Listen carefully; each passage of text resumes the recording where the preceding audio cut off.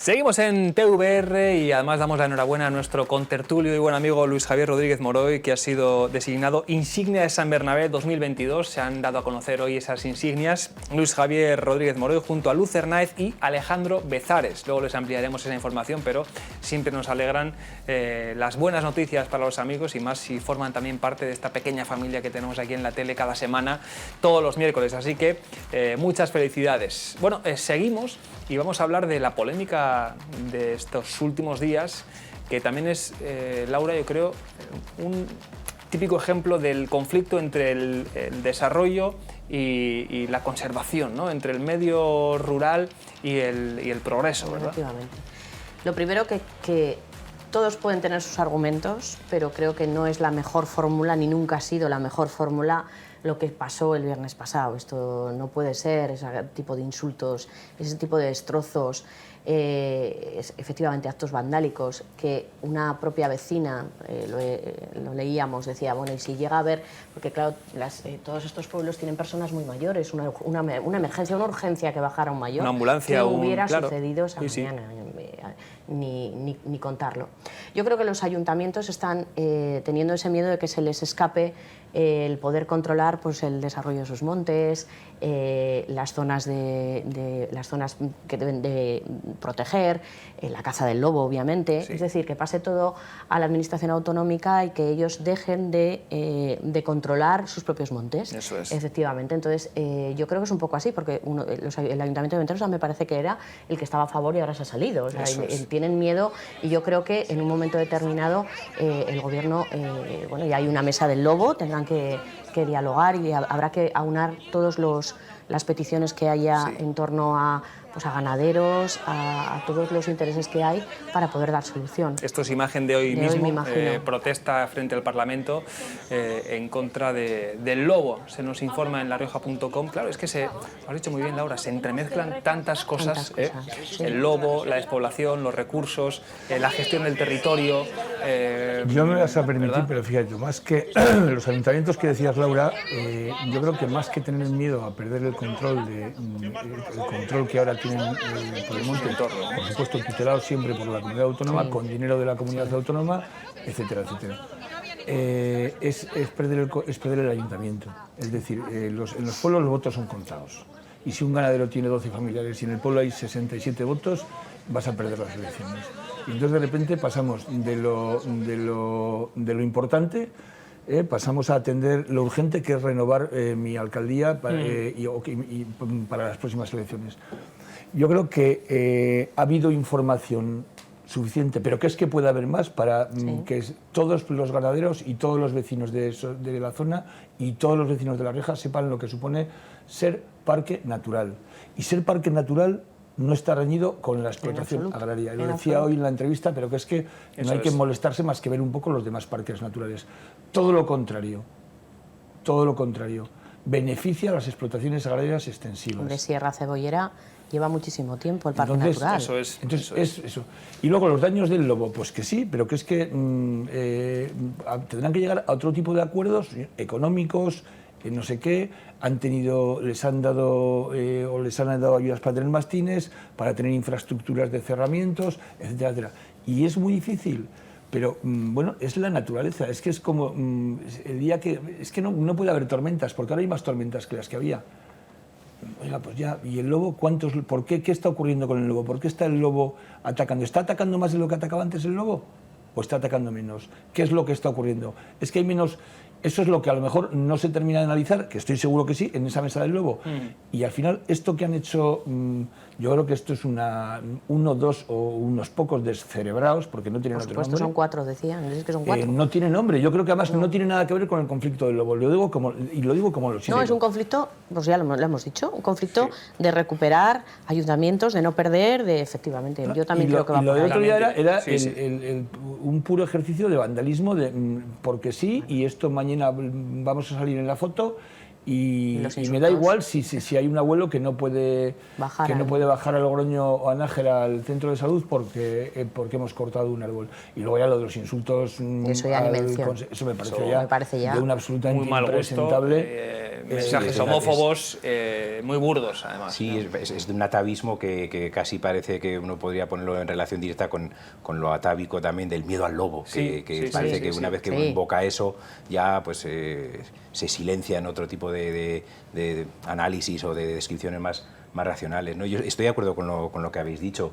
Primero, parece que las movilizaciones más evidentes o que obtienen más apoyos van en contra de los estragos que hace el lobo, no en contra de la declaración de parque natural de esa zona.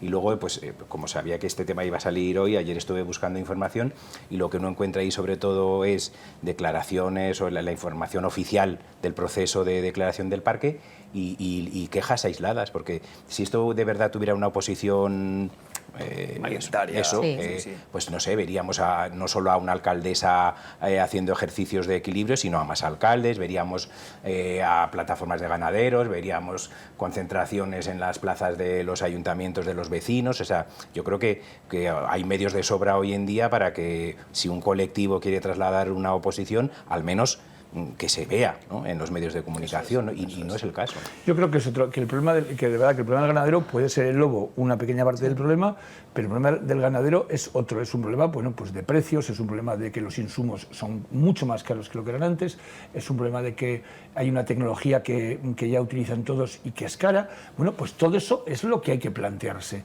y hay que plantearse cómo se puede ayudar o cómo se puede financiar o cómo se puede estar con esos ganaderos. Pero no creo que toda la culpa de todo no puede ser el lobo. La ganadera que ayer publicábamos, que cerraba, decía el consejero, le ofrecieron ¿qué necesitas? Cerramiento. Dijo no. Y al final es una pura cuestión económica, no le salen los números. Y desgraciadamente es así. Bueno, pues lo que habrá que haber, porque tiene que haber ganadería extensiva en un parque natural y en los montes, porque el día que no haya ganadería extensiva, ojo, tiene que haberla. Entonces habrá que ayudarles y las ayudas tendrán que ser mayores, pero todo eso no se soluciona, desde luego, con protestas como estas y con actuaciones atávicas. 4 o 6, los que fueran el viernes pasado, porque no, en lugar de hacer estos actos vandálicos y estas pancartas pues totalmente desafortunadas y bastante desagradables, ¿por qué no hacen realmente una directriz de por qué no se quiere un parque natural, de por qué no se quiere, como plataforma, es decir, vale, vamos a dar razones de peso para llevarlas al gobierno y decir no queremos, por esto, por ahí se empiezan las negociaciones y el gobierno por lo menos diría, bueno, vamos a sentarnos y vamos a ver qué es lo que se pide. No, hacemos ahí Alex Dorado y etc. etcétera. Y luego hay una reflexión, yo la comentaba con algunos compañeros, hay dos Riojas, bueno, hay muchas Riojas, pero hay una que es la del Valle y otra que es la de la Sierra. Y en la Sierra, si ustedes tienen familiares, amigos, conocidos por los pueblos de ahí arriba, hay también una sensación de abandono, de dejadez, de nos ningunean, aquí nadie viene más que para sacar la foto, estamos perdidos, no hay recursos, no tenemos centro de salud y encima nos quieren hacer ahora esto. ¿Hay también algún componente de eso o no piensas yo creo que en todo el medio rural sí que hay un poco de hartazgo, quizás un leve hartazgo de alguna parte, de que ellos sienten que se están convirtiendo en parques temáticos para los urbanitas.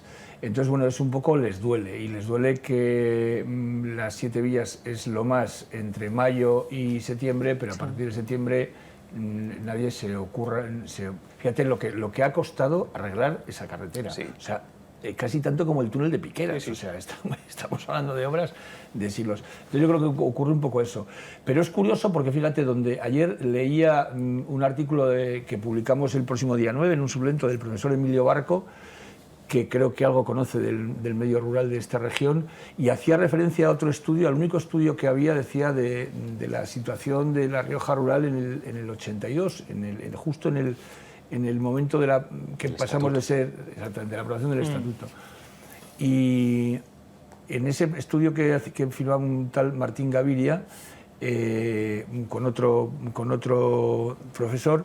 Bueno, habían colaborado pues muchos profesionales, y uno de ellos, haciendo referencia a la sierra, decía: la Sierra Riojana es la zona más culta de La Rioja, la zona que más se identifica con su terreno, y hablaba precisamente de eso, de que tendrá que centrar su actividad. Era un estudio de carácter socioeconómico, tendrá que, algo así como que tendría que centrar su actividad e impulsar y modernizar la actividad ganadera para que siga siendo la misma sierra que es. Y es cierto que durante muchos años en la sierra la ganadería se ha convertido casi en... Había pues 4 ganaderitos que quedaban por ahí y poco más. No ha habido una apuesta como cuando sale, yo que sé, bajas a Extremadura y ves unas explotaciones extensivas agrarias brutales. Y quizás sea eso, y quizás es que, como decías tú en esas orejas, pues a los del Valle, ya no voy a decir a los de Logroño, pero a los del Valle nos cuesta, pues a lo mejor ver esa otra realidad que es más complicada, que es más compleja. Puede que los cameros siempre te dicen, es que aquí aparecéis en Semanas Santas, que los inviernos son muy duros en cameros, muy duros, que casi no vemos el sol, que está siempre nevado, que es precioso, pero que hay que vivir allí para saberlo. Claro. Yo creo que lo importante que habría que hacer ahora en ganaderos, por ejemplo, de Villoslada, el otro día hablaba yo con uno, es potenciar o intentar que la ganadería pase a los hijos, que hay muchos que dicen, ¿cómo voy a hacer yo ahora para que mi hijo coja mi negocio y lo haga próspero con los problemas que hay de precios? En realidad hablamos del lobo, efectivamente, pero hablamos de precios. Eso es lo que hay que mirar, eso es lo que hay que intentar, que la ganadería de la sierra continúe y continúen las mismas familias, porque son gente que ha heredado de sus abuelos, de sus padres, y que hay que pasar a los hijos. Vamos a ver cómo conseguimos que, efectivamente, porque si la ganadería no la coge el hijo baja a Logroño a vivir. Y estamos otra vez con el problema de la España vaciada. Entonces, hay que conseguir que esos negocios continúen en manos de la familia. ¿Y un negocio cuando continúa, Laura? Cuando es rentable. Cuando es rentable, claro, pues eso que hay que conseguirlo, que eso es darle rentabilidad. Y la rentabilidad no se da con ayudas, la rentabilidad se da con medios para que se trabaje en condiciones y modernizarlo, no solo con ayudas. Y bueno, yo creo que eso es un poco lo que sí tienen todo el derecho desde la sierra a reclamar. A Jorge, al gobierno. Volviendo a Grecia y a Roma, este es un conflicto clásico, el desarrollo, la ciudad y contra lo rural, ¿verdad? Quizás no. O sea, sí, pues es por supuesto un conflicto clásico, y a uno le viene a la cabeza pues tanto western de cercados de ganado y de, o sea, las cercas de las explotaciones agrícolas contra los ganaderos y las grandes estepas del medio oeste y todo eso. Pero claro, quizá este no sea un conflicto más sentimental que económico, lo que habéis dicho los dos, ¿no? La sensación que uno puede tener de que la declaración de parque natural es una especie de definición que da la puntilla a un medio de vida, ¿no? Que como que lo importante pasa a ser la conservación del medio ambiente, la visitabilidad del sitio más que el desarrollo. Un parque, que lo vean como un parque de atracciones, claro. La gente que va de fuera, y no como un entorno de vida y de desarrollo. Claro, pero eso lo habéis dicho, la España vaciada, es la cordillera ibérica, pues es que, Jorge, hubo un momento que nos creímos que lo de la España rural se iba a solucionar con 20, 30 o 60 casas rurales en cada provincia. Ese es un gran debate, Y bueno, y aquello estuvo bien, en su momento está muy bien, está fenomenal, pero hasta ahí no soluciona absolutamente nada. Y bueno, de hecho, lo que también ha hecho ha sido sacar a la gente de su actividad tradicional agrícola o ganadera, en este caso de la sierra ganadera, porque dice, bueno, monto una casa y con poco más me... Claro. Y hay que apoyar decididamente esos proyectos de gente joven que es capaz de decir, bueno, me subo a hacer queso, a Villoslada a hacer unos quesos, tal. Sí. Y al final, bueno, cuando la gente se convenza de que, aunque apruebes la selectividad y aunque acabes una carrera, al final la vida es otra cosa y hay que, de verdad, sentirla y vivirla plenamente, pues a lo mejor plenamente la puedes vivir, hay quien la quiere vivir Sí, pero todo contribuye en la dirección contraria. Claro, todo. Es verdad. Yo me acuerdo, perdona, No, que además, Toño, tú tienes de mano siempre a la gente del agro. Yo lo utilizo mucho, que cuando lo que ocurrió en los años 50-60, que la mejora que hubo en todas las comunicaciones entre la sierra y entre los pueblos y las capitales, que bueno, iba a ser para acercar ¿no?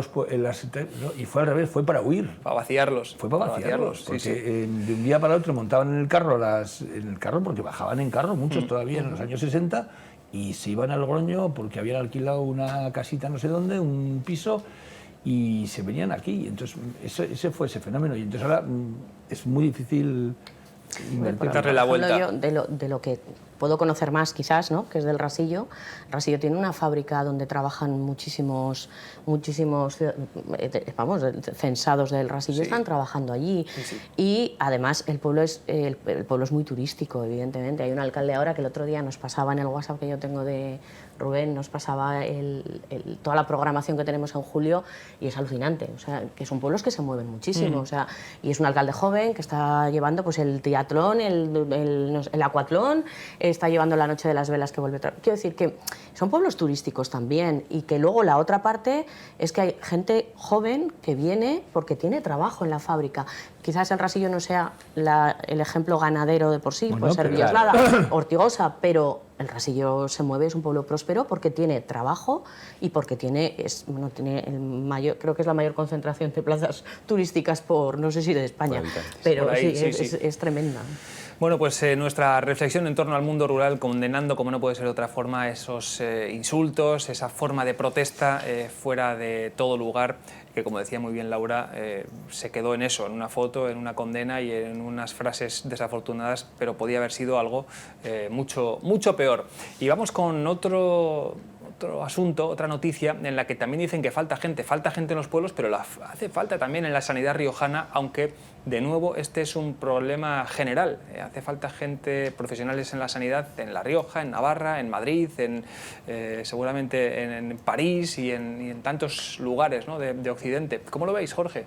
Ayer UGT cifraba en 200 las personas que harían falta para cubrir todos los puestos deficitarios en el Hospital San Pedro, solo en el San Pedro. Sí, más allá de la cifra concreta, si uno echa el vistazo al informe que publicaron, pues parece muy razonable. O sea, las cifras que dan de personal que queda como único responsable de atender ciertos servicios en ciertos periodos del año, es verdad que a cualquiera le parecen insuficientes, ¿no? Pero sí, es un problema general el de las plantillas sanitarias en la sanidad pública en España, ¿no? Y uno de los problemas principales que hace que sean poco atractivos a veces esos destinos es la larguísima trayectoria que transcurre hasta que se estabilizan esos puestos, ¿no? Y eso hace que desanime a profesionales, ¿no? Desde luego. Toño. Pues fíjate, yo voy a recordar aquí un proyecto de estos que se anuncian y nunca se cumplen, pero yo creo que hubiera ayudado bastante a que La Rioja como destino de los profesionales sanitarios tuviese más atractivo, que es una facultad, un grado de medicina o similar. ¿Por qué? Porque los profesionales lo demandan, saben que es un complemento maravilloso para su actividad. Y ya importante para formar gente, para formar profesionales, que evidentemente hay escasez, pero importante para que Logroño fuese un polo de atracción. ¿No? Claro. Porque, porque muchos médicos siguen estudiando, siguen investigando, se complementan, me imagino que pueden complementar sus salarios. Y entonces, claro, el otro día, hasta 24 horas antes o 48 horas antes de distribuirse los puestos de atención primaria en La Rioja, creo que eran 20, publicábamos que se habían cubierto 15. Pero se cubrieron en los 2 últimos días. ¿Por qué? Porque todos esperan a ver qué plazas quedan. Pero yo creo que el problema va más allá, porque una de las reivindicaciones de UGT era que hubiese más centros universitarios de formación de farmacia, de enfermería y de medicina, ¿no? Pero yo creo que el problema sigue siendo que una vez formados esos estudiantes, esos titulados, sigue estando el problema de que la vía de estabilización en el sistema público sanitario transcurre muchos años, desanima mucho. Entonces se podría seguir dando la paradoja de que personal sanitario, médicos y enfermeras formados con esfuerzo del contribuyente español, pues acaben yéndose a sistemas sanitarios de otros países, porque es donde encuentran la retribución y la estabilidad que aquí no encuentran, ¿no? Entonces, yo creo que el problema es el de la estabilización profesional de los después médicos de carreras además exigentes. Y a nivel nacional las plazas de MIR que salieron en la última convocatoria pues daban cifras también de cómo se habían quedado desiertas plazas de atención primaria. O sea, el graduado en medicina prefiere esperar un año y hacer otra vez el MIR para optar a una especialidad que considera más interesante profesionalmente que la atención primaria. Salvo las vocaciones. Tenemos que hacer una pequeña pausa, Laura. Te dejo con el turno, pero espera, que hacemos una paradita y a la vuelta vamos con Laura y con Jorge, que también con Toño, que tiene alguna reflexión más en torno a este asunto, y con las declaraciones de ayer desde el sindicato UGT. Hasta ahora.